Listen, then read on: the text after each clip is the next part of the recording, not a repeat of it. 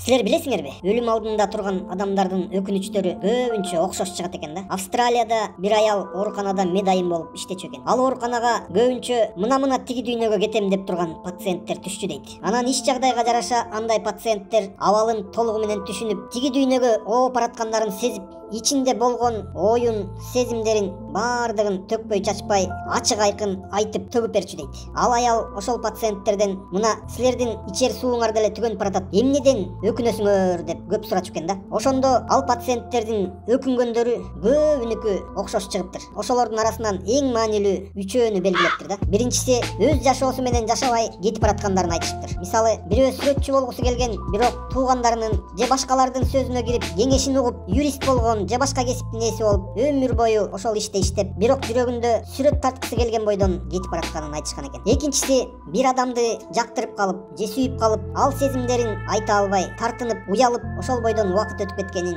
же бир адамдарды ушунчалык жаман көрөт, бирок аны бетине айта албай, чыдап жашап жүрүп өткөндөрүн айтышкан экен. Үчүнчүсү болсо, биз көп иштедик, бирок жыйынтыгы баягы эле болуп калды. Андан көрө көбүрөөк саякаттасак болмок экен, жакындарыбыз менен убакытты көбүрөөк өткөрүшүбүз керек болчу экен деп өкүнүшкөн экен.